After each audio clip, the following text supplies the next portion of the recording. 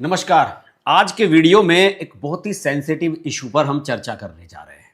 रंगनाथ मिश्र आयोग बना था 2007 में, जिसकी रिपोर्ट आई थी, और 2004 में इसका गठन किया था यूपीए की सरकार ने।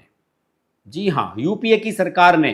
कि साहब बताइए, इस मामले में भारत सरकार ने यह कहा था कि भाषाई और धार्मिक अल्पसंख्यकों के लिए राष्ट्रीय आयोग बनना चाहिए, जिसकी अध्यक्षता पूर्व मुख्य न्यायाधीश न्यायमूर्ति रंगनाथ मिश्रा ने की थी, और 2007 में इसने अपनी एक रिपोर्ट दी थी। जरा सुनिए क्या रिपोर्ट दी थी। अगर वो लागू हो जाती तो इस देश में आज क्या हो रहा होता। इन्होंने ये कहा था, रंगनाथ मिश्रा जी ने, कि अनुसूचित जाति एससी के दर्जे को धर्म से पूरी तरह डिलिंक कर दिया जाना चाहिए। आयोग का यह तर्क था, यह निष्कर्ष था कि 1950 का राष्ट्रपति आदेश, जो अनुसूचित जाति के दर्जे को केवल हिंदू, सिख और बौद्ध धर्म तक सीमित रखता है, धर्म के आधार पर भेदभावपूर्ण है।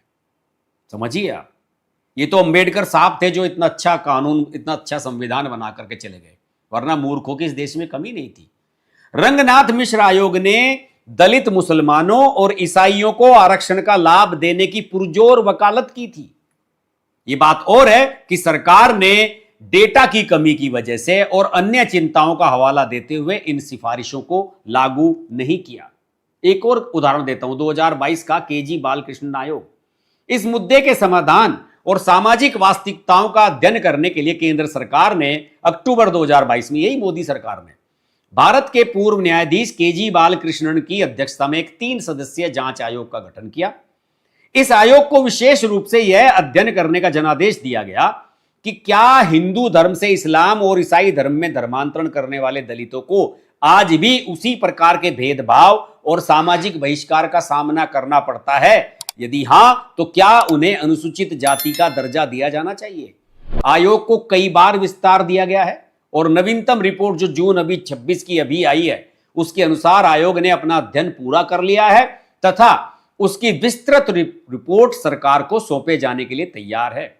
बालकृष्णन आयोग की रिपोर्ट का निष्कर्ष भारत में धर्मांतरण और आरक्षण के भविष्य को तय करने में सबसे निर्णायक साबित होगा, विशेषकर तब जब यह मामला सर्वोच्च न्यायालय की संविधान पीठ के समक्ष लंबित है। इसमें बहुत सारे विवाद हुए हैं। कोई कहता है पसमानदा मुसलमान हैं, उनको लाभ मिलना चाहिए, ये होता है, वो होता है, और इसमें कई प्रकार की रिसर्च आई है कि दक्षिण भारत के कई चर्चों में आज भी दलित ईसाइयों के लिए अलग प्रवेश द्वार हैं और अलग कब्रिस्तान की व्यवस्था की गई है।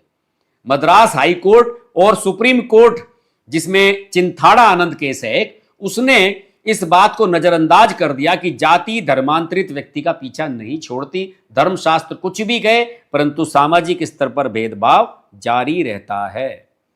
और मैं आपको पहले भी बता चुका हूं कि डॉक्टर अंबेडकर ने बौद्ध धर्म को इसलिए चुना था, यह दलित विचारकों का मानना है, क्योंकि यह भारतीय उपमहाद्वीप की जड़ों से जुड़ा हुआ था और इसमें ऐतिहासिक रूप से समतावादी दर्शन था। इसके विपरीत इस्लाम और ईसाई धर्म ने ऐतिहासिक रूप से छुआछूत को मुक्त करने का, कि हमारे धर्म में छुआछूत नहीं होती है, इसका प्रचार किया था।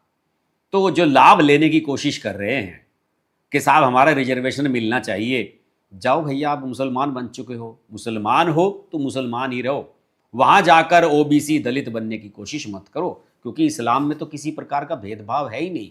सारी कमियां तो हिंदुओं में ही हैं। हिंदू धर्म को में कमियां हैं, तभी तो छोड़कर जा रहे हो। धर्मांतरण में सबसे बड़ी चिंता क्या है?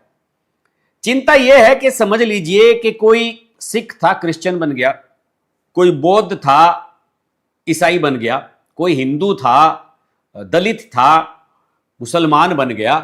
वो क्लेम करता है कि मैं जब धर्म बदल रहा हूं तो मेरा जो मूल जो मुझे ओबीसी या एससी के आधार पर जो मुझे सुविधाएं मिल रही थी, खासतौर से एससी के एसटी के मामले ज्यादा आते हैं, वो मुझे मिलती रहनी चाहिए, आरक्षण मुझे मिलते रहना चाहिए। लेकिन यहां पर राजनीति हो जाती है।